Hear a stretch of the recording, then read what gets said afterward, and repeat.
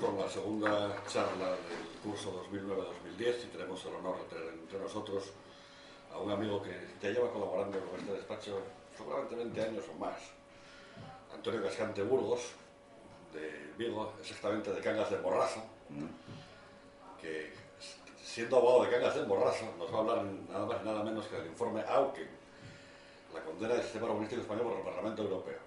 De Cangas de Morrazo nos van a explicar cosas tan europeas como esta precisamente. Antonio, además consta en las 12 tablas ya un artículo que ha publicado sobre el tema y que podéis ver todos los que estéis interesados en las 12tablas.es. Adelante, Antonio. Muy bien, muchas gracias. Antes de entrar en materia, yo quería decir una cosa. Cuando yo empecé a ejercer de abogado,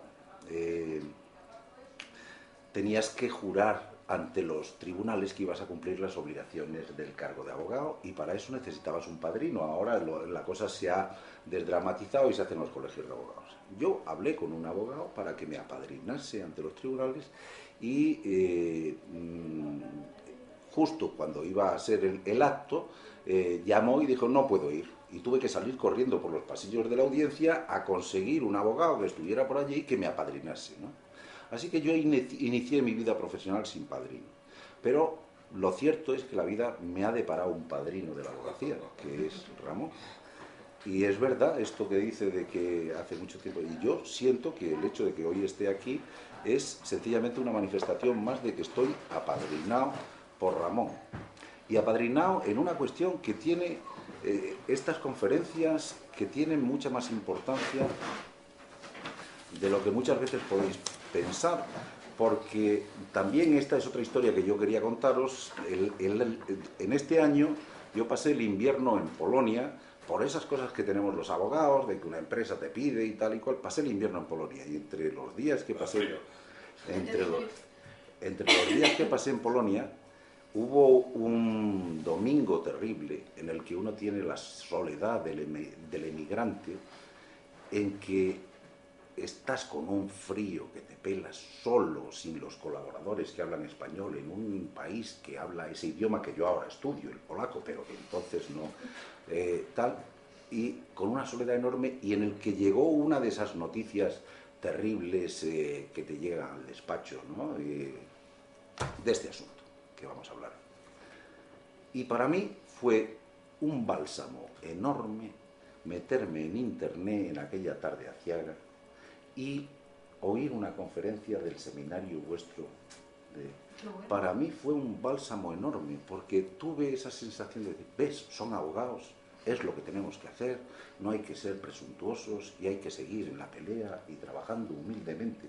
Yo creo que no tienen razón y tenemos que seguir trabajando. Así que esas cosas, el seminario tiene unas utilidades que a lo mejor... Yo le iba a decir, en Polonia siguiendo nuestro seminario. Muy bien. Dicho esto, vengo a hablaros del informe Auken, que os lo tengo fotocopiado para cada uno de vosotros, para que lo tengáis a mano y tal. Pero aunque parezca una cosa muy extravagante... Vamos a colgarlo también un PDF muy bien. De la página para que quien quiera consultar el vídeo también Aunque parezca una cosa muy extravagante esto del informe Auken, porque es Europa... No podemos tener una junta de conversación. Estamos hablando de que va a venir el gran experto en urbanismo de Asturias, que es Gerardo de la Iglesia, un compañero y amigo íntimo, pero tenía una junta de compensación y no fue posible. Como mi padrino de abogacía. Mi padrino formal, no real. Esto, aunque parezca una cosa lejana y tal, lo cierto es que yo vengo a hablaros de una cosa, del informe Auken, pero como algo que creo que es muy cercano y que debiéramos intentar centrar desde la perspectiva siguiente.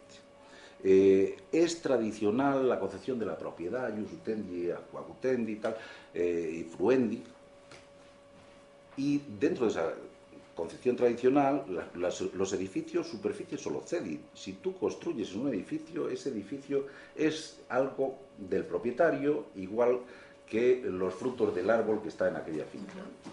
Esa concepción tradicional nuestra de la propiedad, decía García Enterría que con la ley del suelo de 1956 se produjo un giro copernicano, porque pasamos a vivir una concepción de la propiedad estatutaria en la que tú puedes edificar no con arreglo a tu conveniencia, como dice el artículo 350 del Código Civil, sino con arreglo a las necesidades objetivas de la ciudad, con arreglo al plan establecido.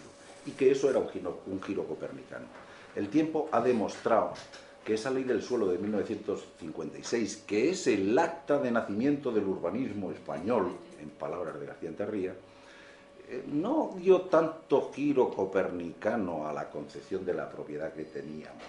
Al menos no lo dio entre 1956 y 1990. Y digo esto porque hasta 1990 es verdad que el plan el plan urbanístico se constituyó en el quicio de la actividad urbanizadora, pero esa previsión y esos desarrollos que se hicieron en función de esta introducción del urbanismo como algo sistemático en nuestra vida, se hizo con olvido absoluto de las relaciones privadas, de los derechos de propiedad, de forma y modo que durante muchísimos años en nuestra vida jurídica ha sido posible construir de espaldas al plan urbanístico y conseguir irse al notario y otorgar escritura pública de división horizontal, de obra nueva y división horizontal, y obtener que ciertos bienes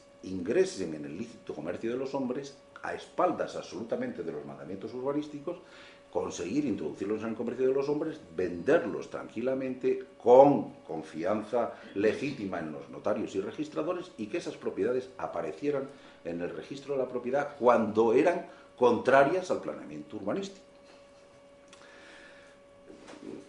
Artículos 208 de la ley hipotecaria y 308 del reglamento hipotecario. Y esto fue lo que ocurrió en Cangas de Morrazo, en mi pueblo, en la calle Noria, con un edificio, mejor, os lo cuento. En aquel tiempo, en 1988-89, había un alcalde muy arrancado, muy impulsivo, muy voluntarioso, que quería aprovechar su mandato para lucirse más y tener más mandatos como alcalde, porque le gustaba ser alcalde, cosa que no es nada censurable. Y tenía un problema, que es que no tenía planeamiento urbanístico en su pueblo. Y como tenía un problema, lo resolvió. Llamó a la asociación de constructores y les dijo, bueno, no tenemos plan, pero somos un ayuntamiento de costa que tiene una demanda urbanística enorme. Y por tanto nosotros vamos a hacer lo siguiente. Si os parece, vosotros construís donde yo os diga que hay que construir. Yo no cobraré licencias, pero abriré expedientes de infracción urbanística porque habéis construido donde yo os he dicho sotoboche que vais a construir. Y las arcas municipales ingresarán las multas correspondientes en lugar de por multa, por licencias. No estoy diciendo ninguna tontería, hay barrios enteros del pueblo construidos así y legalizados. Legalizados por el paso del tiempo. No ocurrió esto con el edificio de la calle Noria en cuestión, porque ese edificio se construyó en suelo no urbanizable. Dijo el alcalde, ahí puedes construir 4 alturas.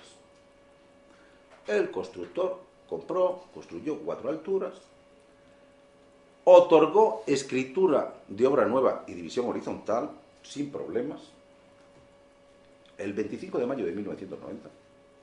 Y el 25 de mayo de 1990 ingresaron en el comercio 24 viviendas y 10 locales comerciales, que fueron vendidas solemnemente ante notario, que ingresaron en el registro de la propiedad, y que todos felices, salvo por un pequeño detalle. Había una vecina querulante que de entrada reclamó en vía civil los perjuicios que le producía esos actos de edificación, no solo este edificio, sino otros edificios de los alrededores, y cuando fracasó, se fue a los tribunales de lo contencioso administrativo y dijo, bueno, vamos a ver, esos decretos de demolición que se han dictado en los expedientes de infracción urbanística y de reposición de la legalidad urbanística, por favor, ejecútense. aquellos decretos de demolición estaban consentidos porque todo obedecía a estos sobreentendidos y tal, de, bueno, tú construyes, yo hago un brindis al sol, yo cobro, pero tú... Estaban olvidados, pero aquella buena señora los llevó a tribunales pidiendo que se ejecutaran, como los han llevado mucha gente por España y tal. Y esto dimana del hecho de que la legalidad urbanística está sometida a la acción pública, pero a diferencia de la legalidad penal, que tiene un ministerio fiscal encargado del tema, aquí no hay más que la esperanza en que la espontaneidad de los ciudadanos actúe de la forma, y en este caso actuó. En otros barrios, como os digo, de la localidad, no actuaron, y ha pasado el tiempo, y esos edificios siguen sin problema, y tal. Pero en este caso, la señora, con los decretos de demolición que se habían dictado, uno por cada planta, no de todo el edificio, uno por cada planta, porque así se cobraban las multas en el ayuntamiento y no en el organismo superior. Uno por cada planta y además, por ejemplo, claro, los 6 decretos de demolición, se construye el edificio. Hay indicios de todo esto que os digo, yo no puedo tener prueba, pero hay indicios. Por ejemplo, los decretos de demolición primeros y las multas primeras que se cobran son los de las plantas de arriba. Si tú ejerces vigilancia urbanística y tal, primero sancionas la planta de abajo, ¿sabes? O sea, fueron al revés. ¿Veis el tema? Bien. Así que os estoy contando una historia que se inició en 1991 y que el 6 de marzo de 2009, estando yo en Polonia, el Tribunal Constitucional dijo que los que vivían en esas casas, en esas viviendas, no tenían ningún derecho a oponerse a la ejecución de los decretos de demolición, ni tenían derecho a cobrar indemnización, ni nada de esto. No es que el Tribunal Constitucional dijera esto. El Tribunal Constitucional lo que dijo fue, esto que ustedes nos plantean, que es que tienen títulos legítimos de propiedad desde el año 1990, que tienen inscritas sus propiedades en el registro desde el año 1990, que viven en esos pisos desde el año 1990, esto que ustedes nos plantean de que les quieren demoler esa construcción sin derecho a indemnización ninguna, no tiene relevancia constitucional. No tiene relevancia constitucional. No hay por qué entender esto. De manera que ese es el problema. Diréis que es un problema antiguo, porque desde 1990 entró en vigor una nueva ley del suelo que luego daría lugar al texto refundido y daría lugar a la sentencia del Tribunal Constitucional, pero del artículo que os hablo, que es del artículo 37.2, no fue declarado inconstitucional, y es un artículo en el que se establece que deben dejar de vivir de espaldas el derecho privado y el derecho urbanístico, y que por tanto los notarios y registradores tienen que ejercer un control de la legalidad urbanística en cuya virtud no pueden otorgar escrituras o autorizar escrituras de obra nueva y división horizontal de edificios que no tengan acreditado que están ajustados a la legalidad urbanística. ¿Me explico? Entonces, el problema parece que es antiguo, ya veremos que no es tan antiguo. El caso es que en esta situación de esquizofrenia legal entre el derecho urbanístico y el derecho privado, se encuentran estas situaciones de miles de españoles que viven en casas, que dependen de que un día se decida alguien a denunciar para conseguir unos... ¿Qué pasa en Asturias con el tema de la costa? Sí, porque además eso no prescribe, como la sentencia es firme, en cualquier momento cualquier interesado o desinteresado, pero con muy mala leche, puede provocar la intervención de los tribunales para ejecutarlo. Para ejecutar. Claro, cuando dicen de muy mala leche o muy interesados... Sí, o que quiera algo aparte, o que, una compensación. O un voluntario defensor de la legalidad urbanística. El caso es que esta situación, que yo os cuento que desde la perspectiva interna de los tribunales españoles remataba el 3 de marzo de 2009, no es solo una situación de Cangas del Morrazo, como habéis oído, sino que es una situación extendida por toda España, por miles de razones. Extendida por toda España por miles de razones. Por la ley de costas, efectivamente, porque la ley de costas hay una asociación española de afectados, una plataforma de afectados por la ley de costas, porque la ley de costas fue una ley que entró con olvido de los derechos privados existentes sobre las construcciones en la costa y tal. Pero también porque Jesús Gil construyó en Marbella de la forma en que construyó, por miles de razones. De manera que el mismo problema que tenían o que tienen los vecinos de Cangas es un problema compartido por una inmensidad de jubilados europeos que decidieron pasar los últimos años de su vida en la costa levantina al sol del verano. Y cuando se encontraron con que habían comprado viviendas ante notario y que finalmente se veían ante órdenes de demolición a ejecutar por los tribunales sin derecho a indemnización, pusieron el grito en el cielo quiere decirse en el CREU de Grejes de Valencia, en el Defensor del Pueblo Español, en el Defensor del Pueblo Europeo, y finalmente llegaron al Europarlamento y presentaron sus quejas en la Comisión de Peticiones. Y contaron la historia. Mire, nos ha pasado esto, es que nos pasa esto en España, hemos ido a pasar, hemos comprado, y ahora, después de haber comprado, contaron la historia y en el Parlamento se escandalizaron, en el Europarlamento se escandalizaron y se pusieron a trabajar sobre el tema de averiguar lo que había pasado y tal. Ya ha habido 3 informes del Europarlamento sobre la situación, y el último de los informes es de 26 de marzo de 2009, 20 días después de que me hubiera comunicado a mí el Tribunal Constitucional que el asunto no tenía relevancia.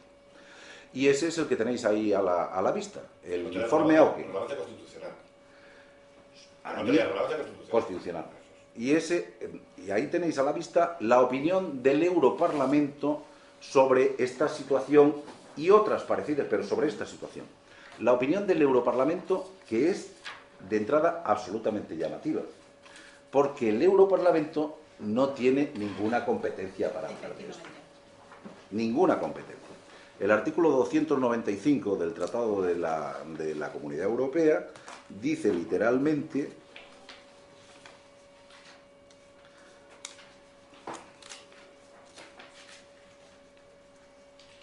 claro que está muy al final.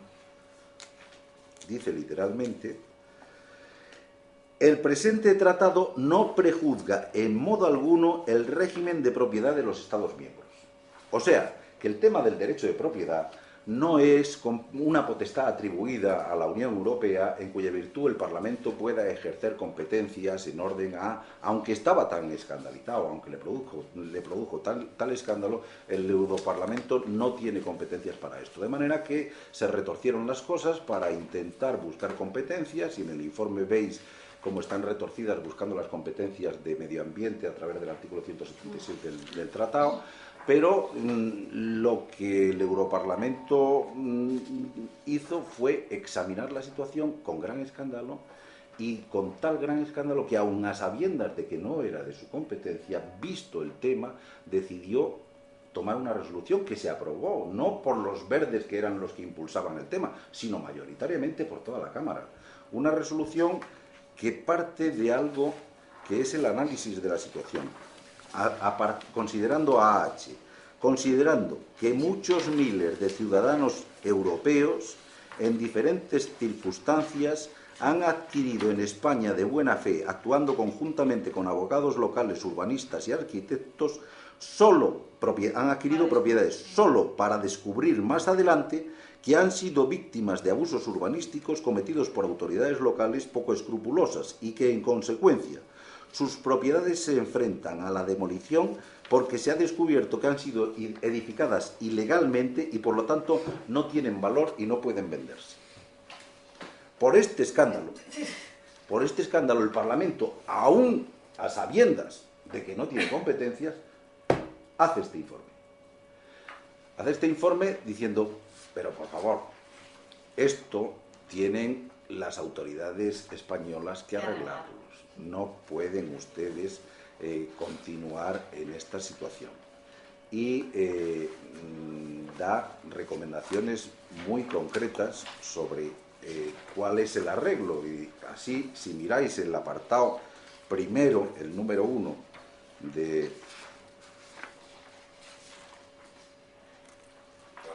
Bueno, primero el número 16. Si veis el número 16 de la resolución, veréis: opina el Parlamento que las personas que han adquirido de buena fe una propiedad en España y se encuentran en situación de que ha sido declarada ilegal deben tener derecho a una indemnización adecuada a través de los órganos jurisdiccionales españoles. Deben tener derecho a una indemnización adecuada. Esto es lo que opina el Parlamento. Mire, ¿por qué? Porque el derecho de propiedad es un derecho que efectivamente no somos competentes, pero bueno, oiga, en Europa existe el Convenio Europeo de Derechos Humanos y el protocolo adicional del Convenio Europeo de Derechos Humanos, cuyo artículo 1 reconoce el derecho de propiedad como un derecho fundamental, cosa que nuestra Constitución reconoce en el artículo 33, aunque sin darle el amparo del Tribunal Constitucional. Entonces, reconoce esto y reconociendo que existe un derecho fundamental, que además está reconocido en la jurisprudencia comunitaria, en la vía pretoriana y tal, pues, oiga, esto hay que ampararlo. Ustedes reconocen que hay una propiedad adquirida y si se pierde esa propiedad por lo que sea, lo sensato es que haya un derecho a indemnización. Visto que este no es la situación, visto que si veis el informe dice, oiga, es que es llamativo la falta de confianza en las autoridades, la falta de confianza en los tribunales, la falta de confianza y tal, este problema parece que no se puede resolver, aconsejamos a las víctimas de este problema que recurran al Tribunal Europeo de Derechos Humanos y además de aconsejar a las víctimas que recurran al Tribunal Europeo de Derechos Humanos, aconsejamos a las autoridades españolas en el apartado primero, pide al Gobierno de España y de las comunidades autónomas implicadas a que lleven a cabo una profunda revisión de toda la legislación que afecta a los derechos de los propietarios particulares de bienes como resultado de una urbanización masiva. En el 3, considera que las autoridades regionales deben declarar, suspender y revisar todos los planes urbanísticos nuevos que no respetan los criterios rigurosos de sostenibilidad medioambiental y responsabilidad social y que no garantizan el respeto por la propiedad legítima de los bienes legalmente adquiridos.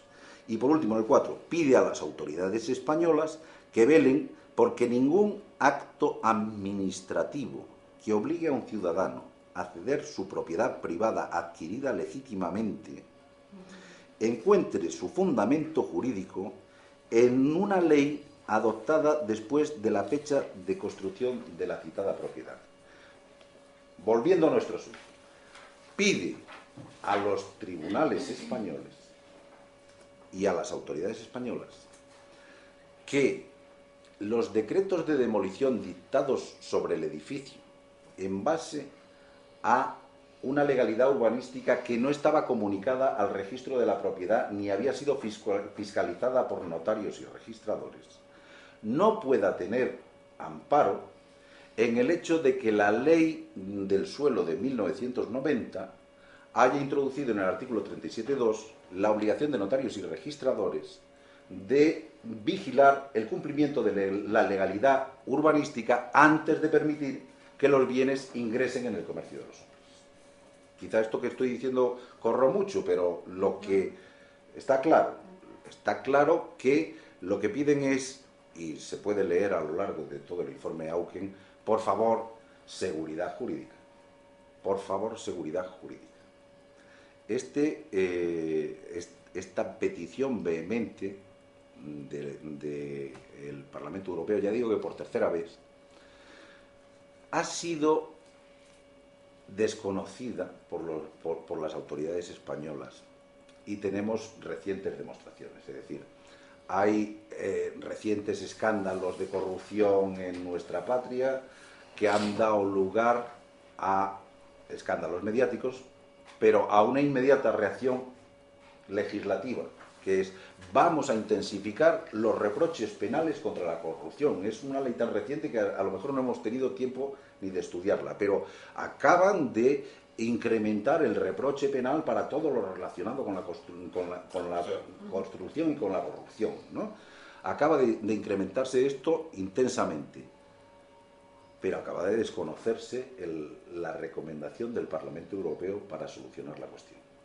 La recomendación del Parlamento Europeo es: sí, reproches penales, arreglen ustedes y todo, pero por favor, háganme una profunda revisión de la legislación que afecta a los derechos de los propietarios particulares de bienes. ¿Por qué?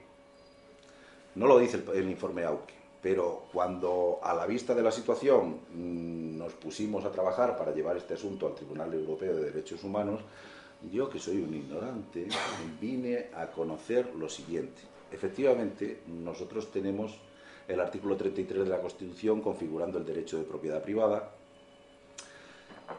y nosotros estamos adheridos al Convenio Europeo de Derechos Humanos y al protocolo adicional 1 del Convenio Europeo de Derechos Humanos, que en el artículo 1 reconoce el derecho fundamental a la propiedad privada. Pero nosotros estamos adheridos a ese protocolo con la reserva de que el artículo 33 de la Constitución dice lo que dice. O sea, España se adhirió al reconocimiento de que el derecho de propiedad privada es un derecho fundamental, con la reserva de que nosotros ya lo tenemos configurado con arreglo a nuestra Constitución. Déjennos ustedes seguir con nuestro ritmo tropical respecto de la ley de costas, de todos estos asuntos y tal. Y por tanto, nosotros, aunque estamos formalmente en Europa, nosotros no tenemos necesidad de seguir esta recomendación efectuada por un Europarlamento que no tiene competencias para meterse en nuestra regulación de la propiedad. Y si a ustedes les parece escandaloso que los europeos no tengan seguridad jurídica respecto de nuestro sistema, es un problema de ustedes. Nosotros nos hemos adherido al protocolo con la reserva correspondiente. De manera que este es un buen problema para seguir defendiendo el tema en cuestión. Debo decir que el tema en cuestión lo hemos llevado al Tribunal Europeo de Derechos Humanos fundamentalmente en base a ese trabajo que hizo José Luis Mazón, que es un abogado murciano, en el asunto López Ostra, que es un asunto del Tribunal Europeo en el que finalmente, este también es un hombre muy peleón, muy divertido, en el que después de cosechar un conjunto de sentencias desfavorables en los tribunales españoles, consiguió finalmente arrancar que a una señora que se le coloca un basurero al lado de su casa, hay que reconocerle que se le produce una interferencia en su domicilio y por tanto hay que indemnizarla, por muy amparado que esté el basurero en toda la legislación urbanística que se quiera. Es decir, el Tribunal Europeo, en la sentencia López Ostra, introdujo algo que después ya ha sido muy de uso frecuente en nuestra vida forense, que es que hay que reconocer el derecho al respeto de la vida privada y familiar del artículo 8. Y nosotros, del artículo 8 del Convenio Europeo de Derechos Humanos. Y nosotros, en función de esa doctrina, nos hemos ido al Tribunal Europeo de Derechos Humanos a pedirle que reconozca que quienes han vivido 20 años con legítimos títulos de propiedad en una vivienda, han establecido ahí su domicilio, tienen derecho a ser amparados, protegidos al amparo del artículo 8 del Convenio Europeo de Derechos Humanos y subsidiariamente por estos problemas del derecho de propiedad de que hemos hablado antes. Así es como planteamos el tema en los tribunales, en el Tribunal Europeo de Derechos Humanos. Y esta es la situación que tenemos. Me diréis, nos ha contado usted una historia antigua. Claro, déjame decirte que otro día, en la primera de las charlas de este año, vino Antonio Masip Hidalgo, diputado por el Partido Socialista y el alcalde de Oviedo y tal y cual, manifestó conocer personalmente a Margaret Auken, pero le quitó importancia al contenido del informe, es decir, es una exageración, tampoco es para tanto. Fíjate, No, es que yo no niego que es una exageración, yo no niego que esto es algo que está fuera de la competencia y comprendo eso, porque también a Ricardo Alonso García, claro, es de cajón. Es de cajón, es decir, ¿cómo van a quedar sin indemnizar esta gente que compró su piso? Sí, pero el problema es que esto no tiene una fuerza vinculante de lo que dice Antonio. Si no, se quiere aplicar, a ver qué pasa con esto, si es derecho humano fundamental. Otra cosa es que haya sentencias del Tribunal de Derechos Humanos y... Veréis, yo... A ver, decías que era antiguo, pero no lo está. Sí, yo quería deciros dos cosas. Efectivamente, esta es una historia antigua, se explica desde la perspectiva de que hasta 1990 el derecho privado y el derecho urbanístico están dándose la espalda y me diréis, bueno, pero desde 1990 con esta ley que exige el control de legalidad es posible lo contrario. Luego, bajo la vigencia de la ley 1990, vosotros no habéis vivido lo que son desarrollos urbanísticos en los que se libran licencias municipales o de aprobación de planeamiento sectorial o de planeamiento parcial, y en función de esas licencias se producen cuantiosas inversiones, se realizan enormes promociones, ingresan los bienes en el comercio de los hombres porque están amparados por actos de legalidad, o sea, por licencias y por actos de legalidad urbanística. Y finalmente eso va a los tribunales de lo contencioso administrativo y se producen anulaciones de esas licencias, y quienes han quedado quienes han comprado los pisos, quienes han invertido como promotores ingentes cantidades de dinero en esas promociones, de golpe quedan fuera de la legalidad urbanística y nuevamente sometidos a las órdenes de demolición sin derecho a indemnización. No es tan antiguo, es muy reciente. En el informe... Aquí tuvimos para ello una quiebra, la residencia de Sella, que fue algo parecido, pero al final se consiguió indemnización. Sí, porque cuando se declaran nulidades de licencia, la nulidad de licencia da derecho a responsabilidad patrimonial y a indemnización. Bueno, lo establece la ley, claramente. En este caso, es del Principado. Sí, claro. El que anuló la licencia. Claro, sea patrimonial por la nulidad. En la conciencia... Fue el ayuntamiento que indemnizó. El ayuntamiento. ¿Y cómo lo conseguisteis? ¿No? Una demanda de responsabilidad patrimonial. Claro, tuvisteis que ir en la conciencia. Claro. Pero antes de nada, la sociedad fue a la quiebra. Y desde la quiebra se pidió la... Tuvisteis que la ir... responsabilidad patrimonial. Pues esto es lo que si leéis pero la tuvo después... que declarar el tribunal, el ayuntamiento, lógicamente. Claro, es que esto es lo que si leéis después con calma el informe, dice el tribunal, oiga, yo no comprendo cómo se me puede decir que se me priva de la propiedad legítimamente adquirida y se me obliga para conseguir una indemnización a tener que litigar, porque también vuelve a ser algo que no es serio. Oiga, si se me priva de una propiedad legítimamente adquirida, ¿por qué me dice usted que ha tenido que ir a los tribunales para que le reconozcan a usted un derecho de indemnización? Si es que debiera estar como acto reflejo. Oiga, si se anulan las licencias, acto seguido tengo que indemnizar y hay que indemnizar con todas las consecuencias, sin necesidad de pleito. Entra dentro de lo que es la concepción... Otra cosa es que discutas el quantum, pero, claro. pero el derecho a indemnización, lógicamente, debería de ser una consecuencia lógica del acto administrativo. Inmediata y sin necesidad de pleito. Entra dentro del informe AUKE, es decir, oiga, no lo comprendemos. Ya digo que no es una historia antigua, es la situación actual con la vigencia actual. Es decir, le llama la atención al Parlamento. Ahí están las autoridades nacionales, regionales y locales competentes que garanticen una solución justa a los muchos casos pendientes de ciudadanos de la Unión Europea afectados por la no terminación de su vivienda como consecuencia de la deficiente planificación y coordinación entre instituciones y empresas de la construcción. De lo mismo se podría decir de esto otro que acabamos de hablar. Es decir, o se me ha anulado la licencia y dejo el desarrollo urbanístico que tenía en curso al garete, porque no puedo seguir, porque no voy a conseguir, o lo dejo al garete, o bien ya lo he terminado y he metido a bordo a un conjunto de consumidores a los que o bien les defiendo desde la quiebra o se defienden ellos yendo a tribunales a reconocer el tema. Todo esto es lo que pide el Parlamento. Por favor, una revisión seria de la legalidad. Como bien dices, la percepción de las autoridades españolas es, oiga, nosotros tenemos nuestra esfera, nuestro sistema, nuestra autonomía y nuestra soberanía, y ustedes, esto es de poca importancia, de poca importancia. Y de poca importancia, aunque a nosotros nos molesta la corrupción y entonces incrementamos el Código Penal. Pero lo que es el diagnóstico de fondo, ese seguimos... ¿Pero qué diferencia hay entre el concepto de la propiedad que tiene la Constitución española del artículo 33 con el concepto de la propiedad del Parlamento Europeo?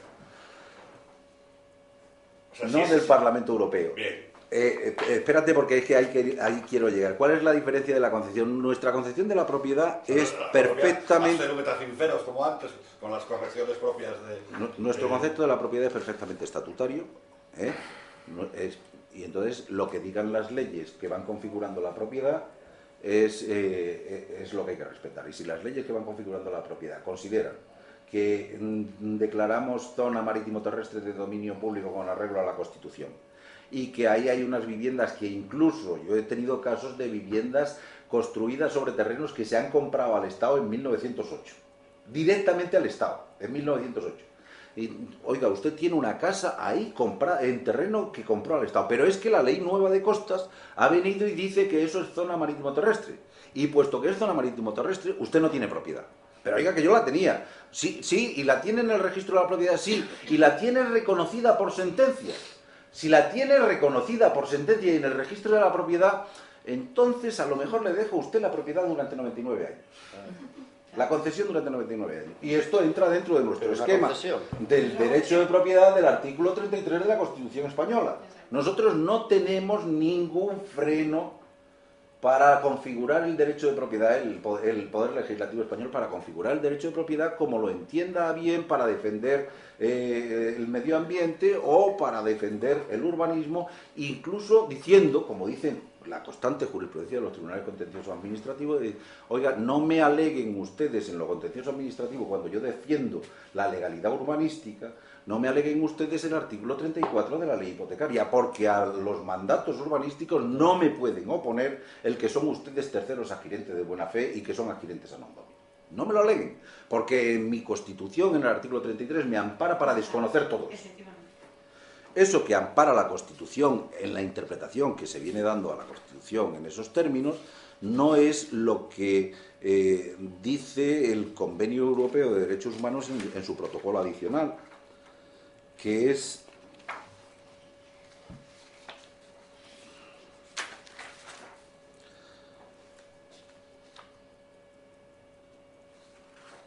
espero que lo tenga transcrito en la demanda. Pues no lo tengo transcrito en la demanda, vaya por Dios. Pero lo que es evidente es... No, tenemos... No, de todas formas, el protocolo adicional es algo muy parecido, a ver si lo tengo en el marco legal.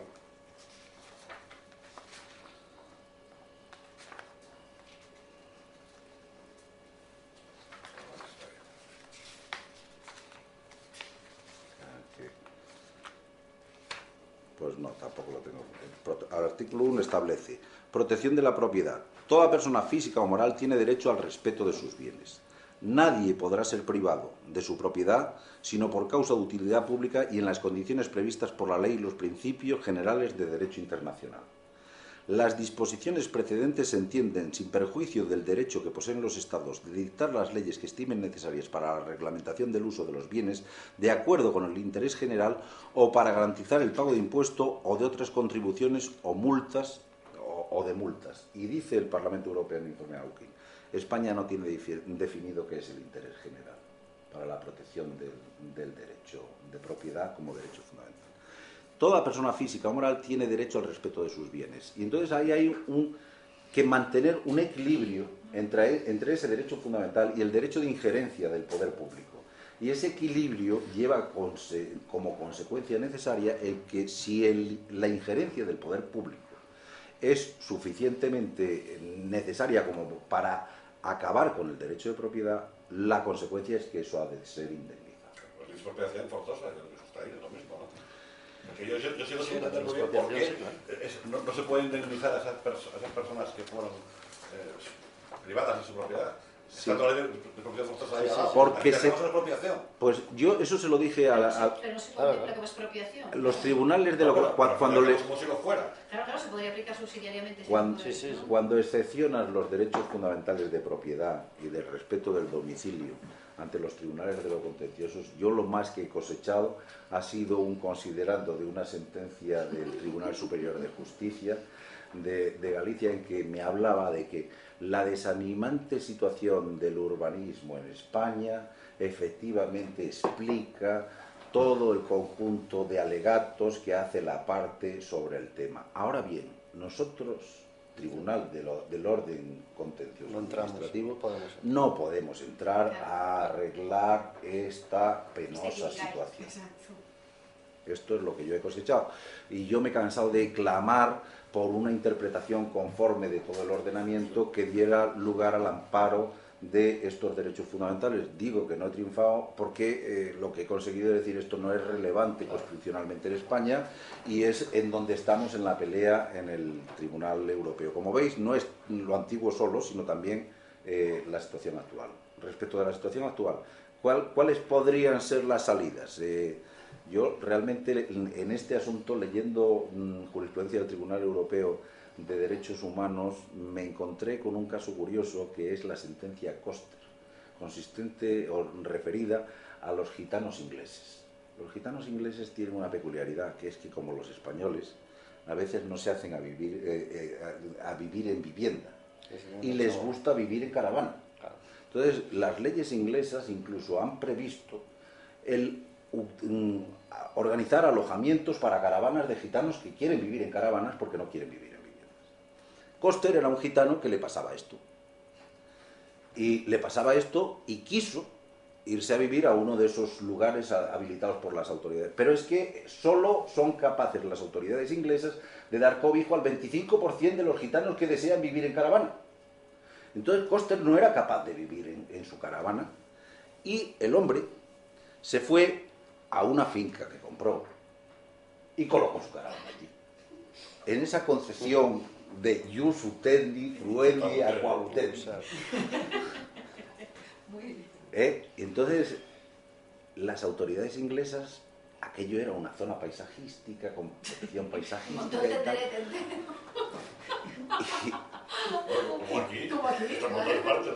En cualquier sitio tienes un campamento gitano, a pesar de que sea protegido. Y Koster se fue, después de pelear en Inglaterra, se fue finalmente al Tribunal Europeo de Derechos Humanos, que dice, hemos escuchado con mucha simpatía lo que nos dice este señor, pero no podemos darle la razón, y no podemos darle la razón porque otra cosa sería que hubiera establecido legítimamente su domicilio en donde lo ha establecido, pero es que lo ha hecho a las bravas.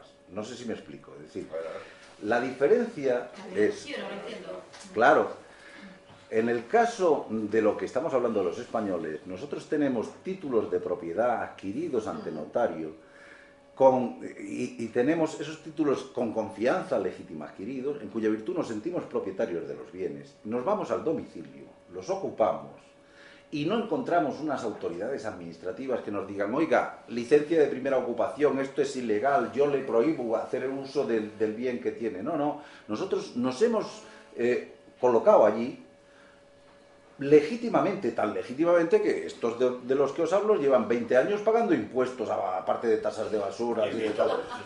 Claro, legítimamente, a mí nadie, es que ni en el registro de la propiedad hay noticia de que existen los decretos de demolición. Legítimamente, como los ingleses, o como los jubilados europeos por todo el Mediterráneo. Y Koster lo que le pasaba es que no se había colocado legítimamente allí, sino que había ido a las bravas y se había colocado allí. No es lo mismo la adquisición legítima del domicilio para protegerle. Koster invocaba la protección del domicilio. Pero os cito la sentencia esta de Koster, no por la protección del domicilio, sino porque a mí me enseñó de los ingleses, decir, mire, Koster se ha colocado allí y va al ayuntamiento y dice, oye Koster, que no te puedes colocar ahí, que tenemos protección paisajística y qué tal. Y entonces Koster dice, ¿cómo? Yo he querido ir, no me dais sitio, no sé qué, no quiero, yo quiero vivir en caravana. Entonces los ingleses tienen otro organismo privado, o sea, no judicial, que examina el conflicto entre la administración y el particular en orden a dirimir sobre la legalidad urbanística aplicable al caso en cuestión. Y tardaron 3 informes sucesivos hasta que finalmente llegan a la conclusión de que Koster no puede vivir en aquella zona y tal. Y después de esto, Koster se va a los tribunales, y después de irse a los tribunales ingleses, se va a los tribunales, al Tribunal Europeo. Pero a mí me abrió la mente respecto de la concepción que tenemos nosotros del planeamiento urbanístico como algo. Es que en realidad nuestro planeamiento urbanístico es muy débil, muy lábil. Nuestras licencias urbanísticas son muy lábiles, porque realmente, primero, hay poca seriedad en cuanto a la elaboración del planeamiento, y las licencias, ahora que se ha democratizado el control judicial de las mismas con la ley, con los tribunales del contencioso administrativo, son en muchas ocasiones anulables.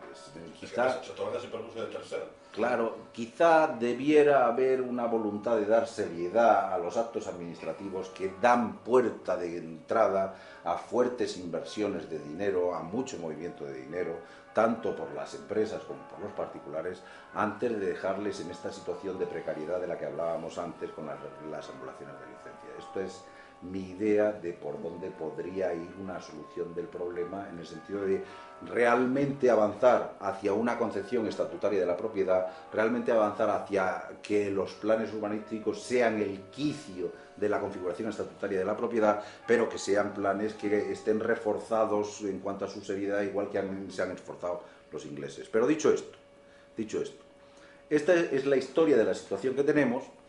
Pero yo creo que, aparte de que se nos diga que tenemos un nuevo presidente del Consejo Europeo, que tenemos una nueva... Aparte de los fuegos fatuos, parece ser que pronto vamos a firmar definitivamente la Constitución para Europa.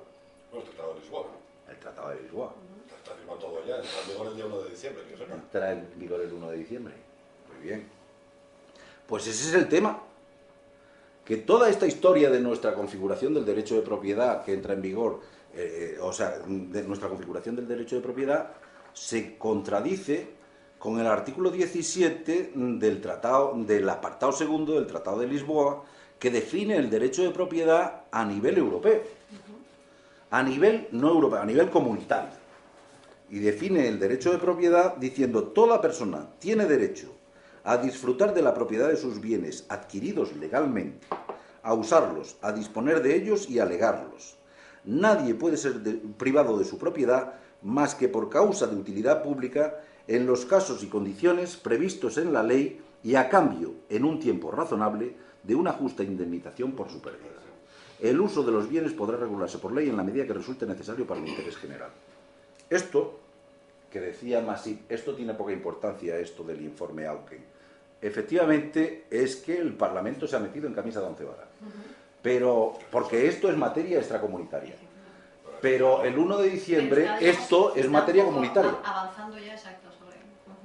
Todas las reservas que tenemos respecto de la adhesión al protocolo adicional 1 del Convenio Europeo de Derechos Humanos, no las tenemos respecto de la Carta de Niza, que pasa a tener efecto vinculante. De manera que todos estos problemas que tenemos pasan a tener una nueva óptica el día 1 de diciembre de 2009. Y pasan a tener una nueva óptica que quizá nos dé armas para continuar peleando por esos vecinos que me daban a mí tales zozobras en el invierno polar. Sí, porque es lo que decías tú, aquí te sales del tema de la expropiación forzosa pura y dura y el resto nada. Además eso, el caso sangrante de todo el tema de la ley de costas, que es tremendo, ¿no? Sí, la ley de costas ha dado lugar a una monografía magnífica de Enterría sobre el principio de protección de la confianza legítima, ¿no? Pero aparte de que esa monografía sea magnífica, realmente yo creo que el problema de fondo es el diagnóstico que hace el Parlamento Europeo, que le costó hacer un diagnóstico frío. Toda la razón del mundo. Le costó hacer un diagnóstico frío, pero... Es que además hay miles de personas afectadas. Claro. Y la idea es, ¿pero por qué tenemos que estar siempre con la espada de Damocles de que vengan a demolernos y tal? Y además, la espada de Damocles, cuando hay un querulante que ha montado el pollo, perdón, pero cuando lo hay, porque si no lo hay, pasan 15 años desde que está dictado el decreto de demolición para reposición de la legalidad urbanística y la fuerza normativa de lo fáctico se impone y se olvida el problema. Ahora, lo que creo yo es que esta esperanza, este tema de que el 1 de diciembre entre en vigor la Constitución para Europa, introduce unos cambios fundamentales en todo este problema, dándonos unas armas de defensa para estas situaciones que no esperan las autoridades españolas, que no, se preocupan de las cuestiones penales, pero que están haciendo oídos sordos a las peticiones que hace un Parlamento que efectivamente se metía en camisa de once varas, pero que dentro de nada todo esto está metido dentro de las potestades atribuidas. Hombre, actualmente la responsabilidad patrimonial también solucionaba muchos problemas, ¿no? En ese sentido, a la hora de reclamar las indemnizaciones y de esto es responsabilidad tuya, usted fue el que permitió que yo viviera aquí porque ahora me...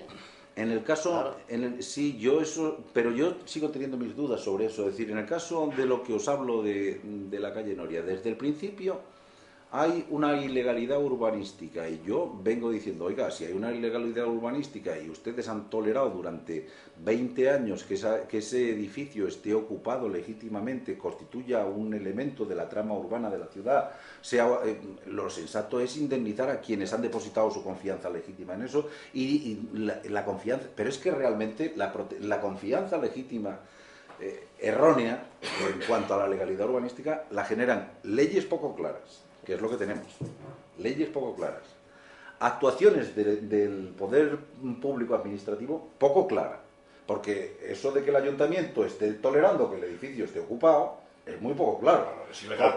Sí, bueno, pero por lo que hace al consumidor, es que al europeo jubilado no le puedes pedir que vaya a discriminar si es ilegal o no es ilegal.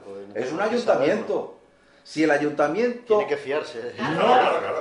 no se toma el cuidado de llevar el problema al registro de la propiedad, y cuando vas a ocupar tu domicilio, no se toma el cuidado de decirte, oiga, le advierto a usted que no, le prohíbo, tal. Es que la confianza legítima que me está generando la actuación de las autoridades públicas... Es que además tienen, ¿cómo se llama esto? Carta de ocupación y todo Claro. eso. Que después de la licencia tienes... licencia. O sea, quiero decirte que hay uno sobre otro actos administrativos. Aquí no hay licencia de habitabilidad. Aquí no había nada. Ni licencia de construcción. No había nada. Nada. Solo había expediente sancionador por infracción urbanística, por haber construido sin licencia. Y orden de demolición. Y orden de demolición. El cuarto el uno. Desde luego el alcalde no quería ir a la cárcel. El alcalde no quería ir a la cárcel. Pero es que estoy hablando de una legislatura a otra legislatura, 20 años de legislatura, con cambios de todos los partidos políticos de todos los colores. ¿Y por qué dices que no ves muy claro el tema de la Claro, yo creo... Bueno, los tribunales se lo negaron.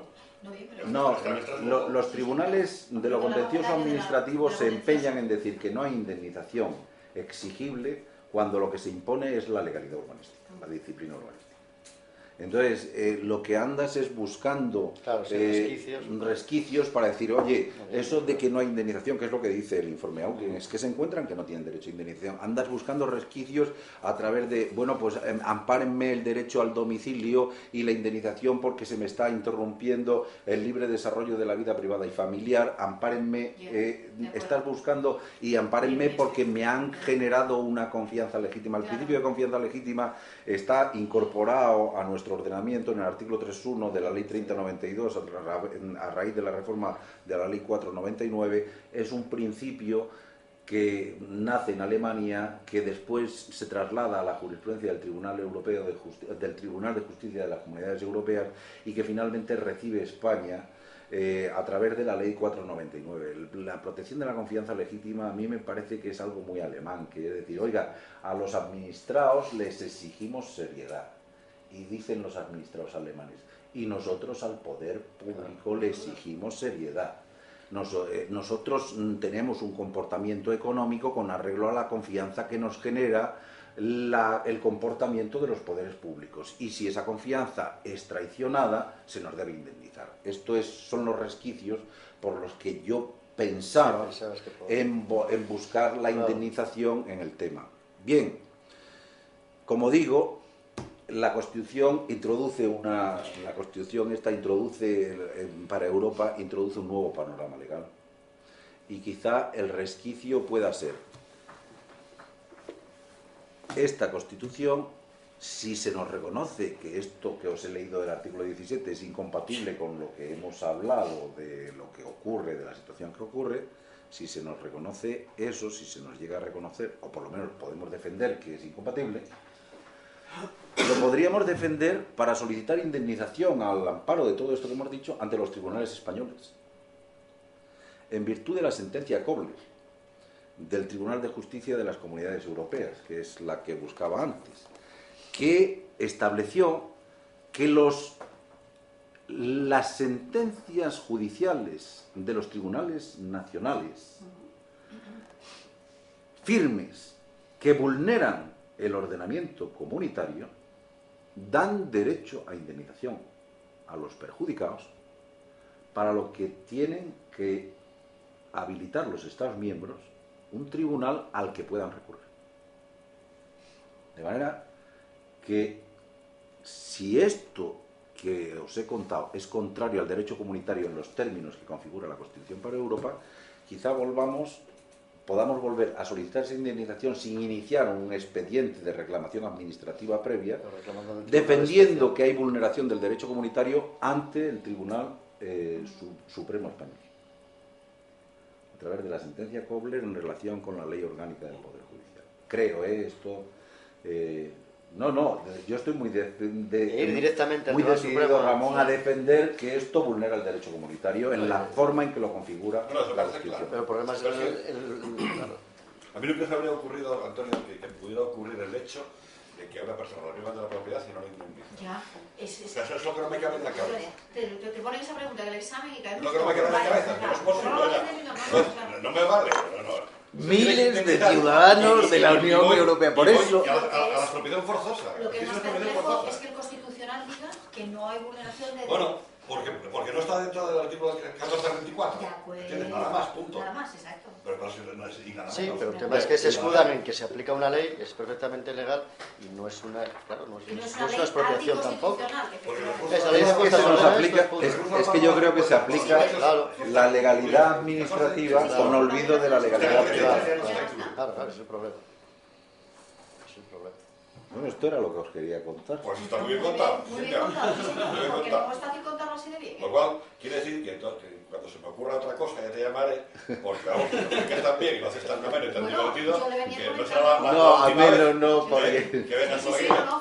Yo venía comentando todo el tema tan interesante que se pone en marcha, como tú bien decías, ahora el 1 de diciembre, con la entrada en vigor del Tratado de Lisboa, la nueva reorganización. Es que el Tratado de Lisboa da mucha esperanza.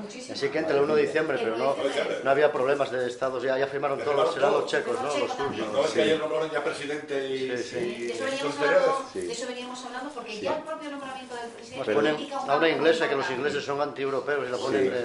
Pero afortunadamente no es el presidente del Consejo.